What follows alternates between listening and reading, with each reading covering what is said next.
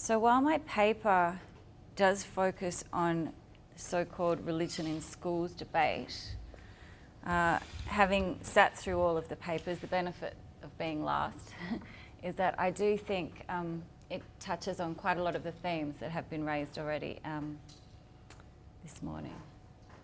I don't know how well you can see that data, but most of you know this information anyway, I would say, probably. So, due to processes of globalisation, societies such as Australia have become increasingly culturally and religiously diverse. So, the 2011 Australian census reported a relatively slight yet significant decline in Christianity and rise in Buddhism, Islam, Hinduism, Judaism and other religious groups. Those declaring no religion also rose, but much more dramatically, from 18.48% in 2006 to 22.08% in 2011. So while it is likely that this diversity will increase in future, many Australians are grappling with how to come to terms with the fact that we are becoming an increasingly multi-faith, non-religious and secular society. However, the way in which religion is currently taught in Australia's government schools still does not align at all with these demographics. In fact, very little is being done in government schools to counter ignorance and prejudices about religious communities, of which we've heard a lot this morning particularly, prevalent since the events of September 11, 2001, and to promote a greater understanding of traditions such as Buddhism, Islam, Judaism and Hinduism, which have had long and rich histories in Australia that most people are just simply not aware of. A secular society is not necessarily one, as Adam has already mentioned this morning, where religion has no place in the public sphere or role in governance, although there are many who do hold that view. A secular society, according to Charles Taylor, is one in which the state maintains a sense of neutrality towards religion and where no religion has a privileged position over and above other religions or the state. So Section 116 of the Australian Constitution is consistent with this view of a secular society as it reads, "The Commonwealth shall not make any law for establishing any religion or for imposing any religious observance or for prohibiting the free exercise of any religion, and no religious test shall be required as a qualification for any office or public trust under the Commonwealth." Indeed, the much debated concept of what constitutes a secular society, or in this case, a secular education system, has been at the heart of the religion in schools debate in Victoria since its inception. So up until recently, public education has been the responsibility of state governments in Australia, and consequently each Australian state has its own unique history, laws and policies concerning teaching about religions in government schools. So the secular clause in the 1872 and 1928 Victorian Education Acts prohibited religious education from being taught in Victorian government school curricula, yet allowed for religious instruction, RI, to be delivered by volunteers from Christian organisations before or after the then prescribed 4-hour school day. So after considerable pressure from religious groups, the Education Religious Instruction Act of 1950 maintained the 4 hours of secular instruction provided by teachers. However, RI was permitted to be taught during school hours by accredited representatives of Christian religious groups because teachers were still forbidden to talk about religion. These RI programs were voluntary and students could be excused from attending at their parents' request. The 1950 Act also allowed Jewish RI and Catholic RI to be provided in Victorian government schools on a voluntary opt-in basis. So people have to elect to do the minority faith or so-called minority faith religions, but are automatically opted in and have to opt out of the majority Christian SRI programs. So while Australia was a largely Judeo-Christian nation in the 1950s, it certainly hadn't always been so and was also on the edge of significant cultural and religious transformation. So diverse Indigenous cultural, spiritual and religious systems long preceded the introduction of Christianity in Australia. And from the 1850s onwards, various Asian spiritual and religious systems were also brought to Australia by migrants, including Buddhist, Taoist and Confucianist beliefs. So indeed, part of the reason why all references to Christ and Christianity are said to have been deleted from school books in the 1870s was that they were deemed offensive to Chinese residents of Victoria. The introduction of the White Australia policy, as described not described above, but the introduction of the White Australia policy aimed to construct Australian identity as white and Christian in the early to mid-20th century. However, by the late 1960s, Australia once again began to be constructed as a culturally and religiously diverse nation. So a comprehensive review of religious education in Victoria's government schools was conducted in the mid-1970s. In fact, a review, according to Marion Maddox, was conducted in all states around that time, which recommended a shift from Judeo-Christian RI to world religions education in response to the changing religious composition of Australian society. And this indeed had already occurred in countries such as in the UK and also in Sweden. So the Russell Report thereby recommended a shift away from Christian RI to education about diverse religions and beliefs, stating that the demographic and educational changes that have taken place in recent years suggest that the RI system needs replacing by a program better adapted to present needs and resources, and that a religious education generously conceived can help to promote mutual understanding, both social and international. A quote from the Russell Report: "While a great majority of Australians make some Christian profession, we nevertheless live in an open and plural society. Our Christian churches and other religious bodies are free to pursue their various courses and are respected for their contribution to the personal and national life, but none is established. In such a society, the school must be the school and not the church. It is not the responsibility of the state school to press for the acceptance of Christian faith or any other faith."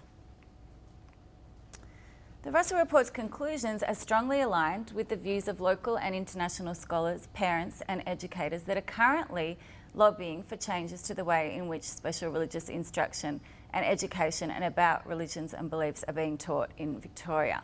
And the recommendations of the Russell Report actually were rejected, so they were not implemented at that time. So while the multi-faith movement and the World Council of Faiths in particular played a prominent role in introducing world religions education or changing Christian religious instruction to world religions education in England in the 1970s, it's important to know that there wasn't a multi-faith movement in Victoria at that time. So indeed, this might have been a significant reason why the Russell Report recommendations were ignored. Given that the World Conference of Religions for Peace, now simply called Religions for Peace, was only established in Melbourne in the late 1980s. And there was no official multi-faith body to support the recommendations made by Russell and his committee. So there wasn't really any kind of upswell to support what Russell put forward. So despite the Russell Report's best efforts, its recommendations were strongly opposed instead by the conservative Christian churches, and Judeo-Christian privilege in Victorian schools remained well and truly entrenched and preserved despite the changing nature of the society. And interestingly, secularists and the Teachers' Union, whose members refused to teach religion in government schools and the secularists were very attached to that secular clause, they also objected to the changes put forward by the Russell inquiry. So rather than campaign for a shift from religious instruction to world religions education, religious communities lobbied instead in the 1990s, once we already had an interfaith movement established after we had the big interfaith meeting in Melbourne in the early 90s. So they lobbied instead for minority faiths, including Baha'is, Buddhists and Sikhs, to deliver RI programs alongside the Christian and Jewish providers. So currently we have many religious groups that have that 30-minute slot in government schools, including Buddhist, Hindu, Baha'i and Muslim SRI options. But only in some schools, because these minority faith groups are entirely dependent on volunteers to provide the services, and the vast majority of schools still only offer a Christian option. The other big change that happened in the 90s was that Christian RI programs began to be delivered by Access Ministries. And concerns have recently been raised, and unfortunately I don't really have time to go into it here, about the evangelical nature of Access Ministries, given recent controversial statements from its CEO Yvonne Patterson and claims that their curriculum has become progressively more radical.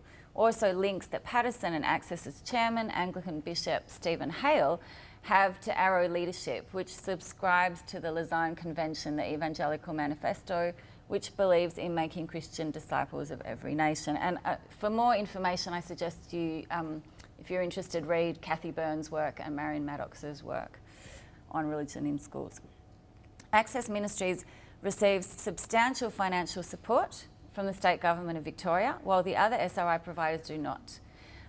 Religions for Peace receives a small amount of funding from the government to administer these minority faith SRI programs. However, only Access receives or received, we don't have access to the current funding agreements that Access has with the government. So the last time we've seen those agreements are quite a few years ago, but according to a few years ago, only Access receives government funds to publish, provide and evaluate its curriculum materials, which aren't granted to any other faith community. So clearly this is a bit of a concern when we're talking about secular principles.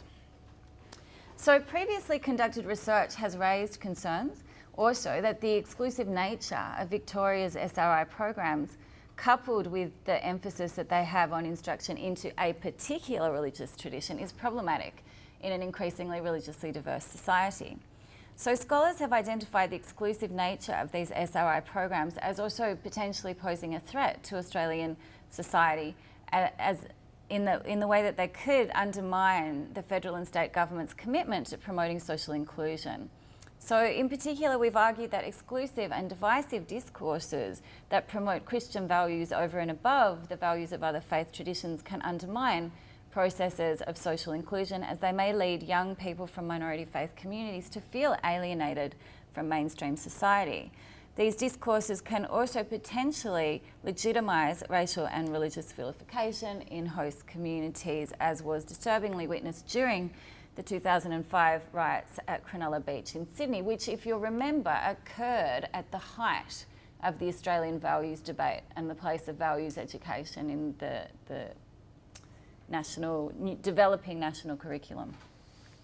So our research indicates that improving understanding about diverse religions in schools and affirming Australia instead as a multi-faith rather than an exclusively Judeo-Christian society could perhaps counter prejudices and assist in creating an environment where young people with diverse religious backgrounds feel more welcome and are therefore less likely to feel more excluded. Furthermore, current research suggests that some Christian faith-based schools in Australia are also propagating an exclusivist religious agenda that may undermine Australia's commitment to social inclusion. So see Marion Maddox on that. In contrast, other faith-based schools, particularly Catholic and Islamic schools, have been praised for conducting programs to promote interreligious understanding among diverse faith communities.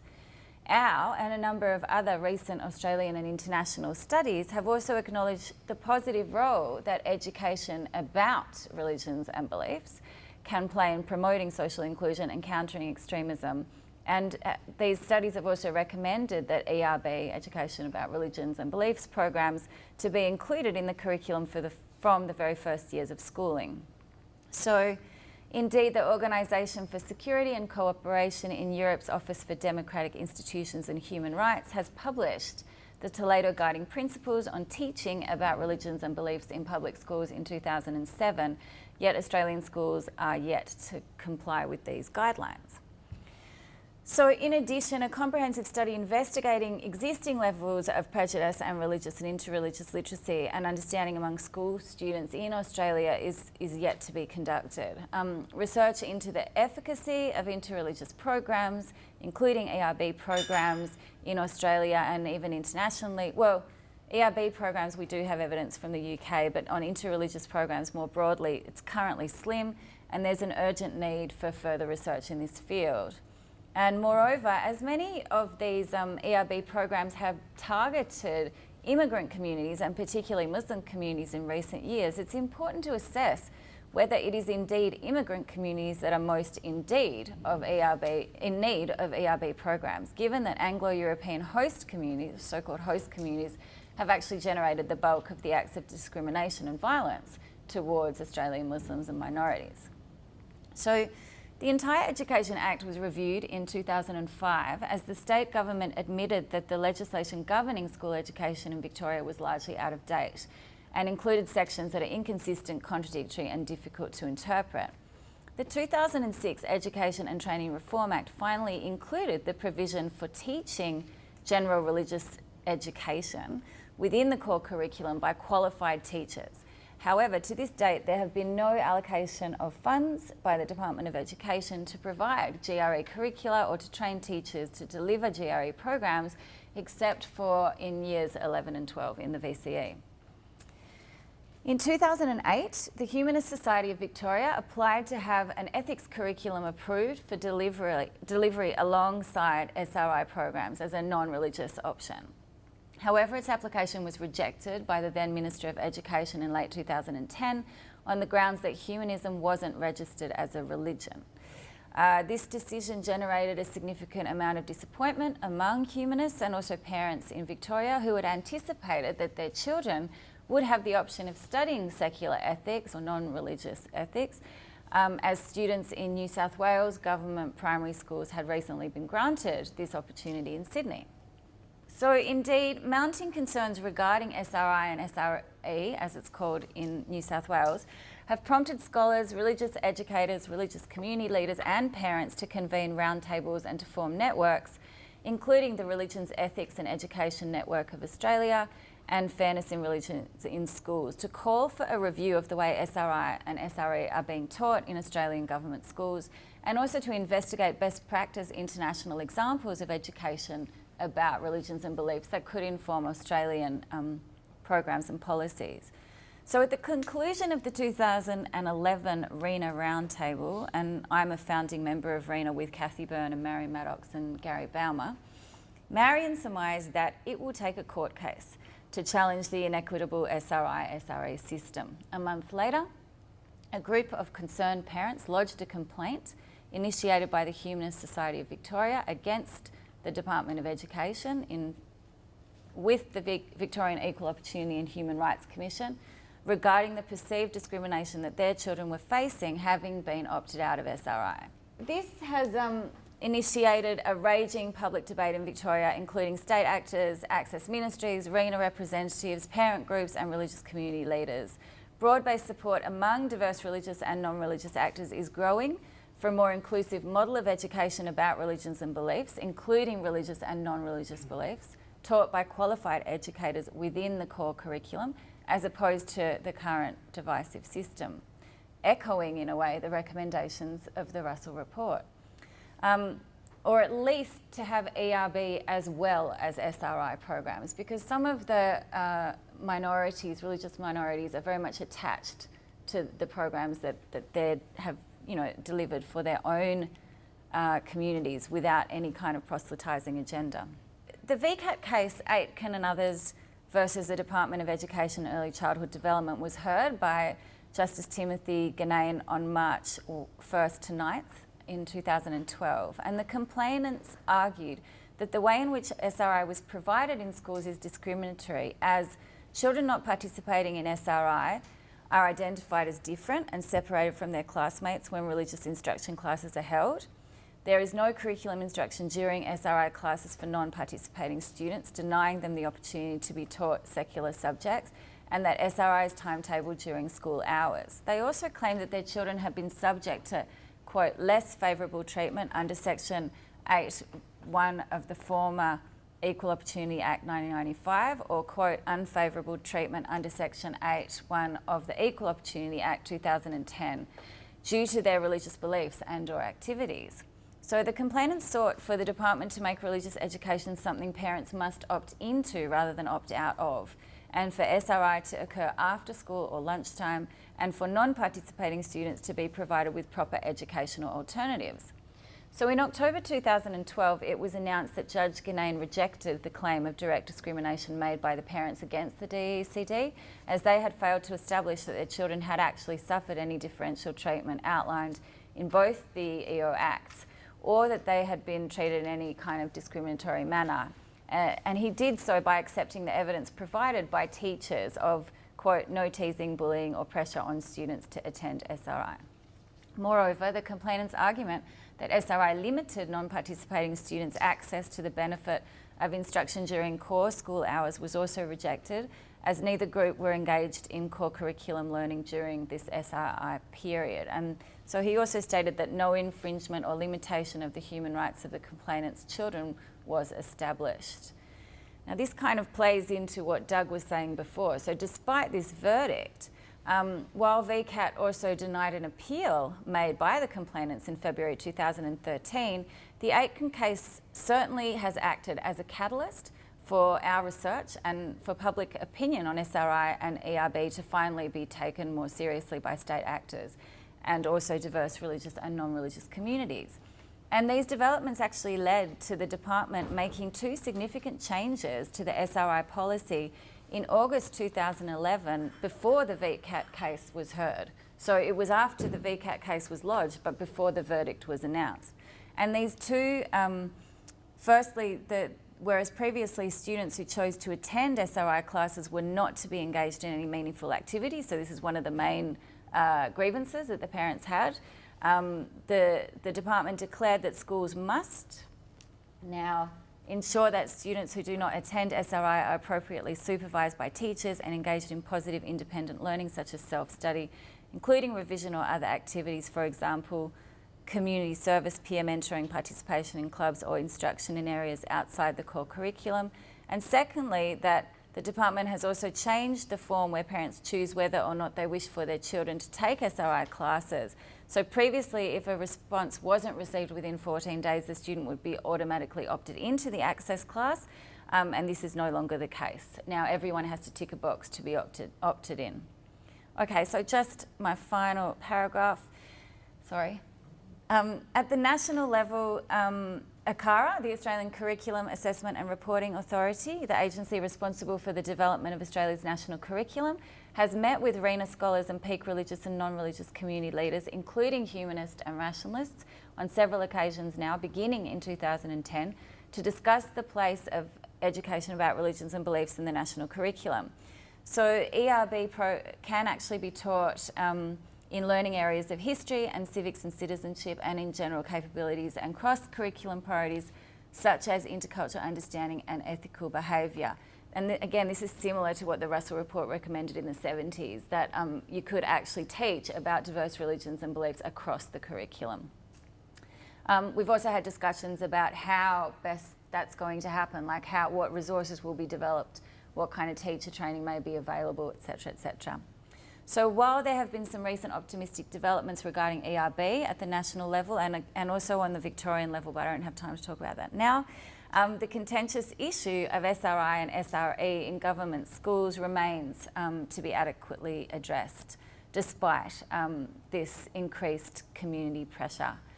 And I guess even though there has been all this research done, I guess my conclusion is that it really comes down to that where I started, is that I think this religion in schools is such a fascinating case study in Australia, but also internationally, because it really shows us the way in which state actors, communities, and everyone is really grappling with this new reality of super diversity, which is not just about religious diversity, but also diversity of non-religious groups as well.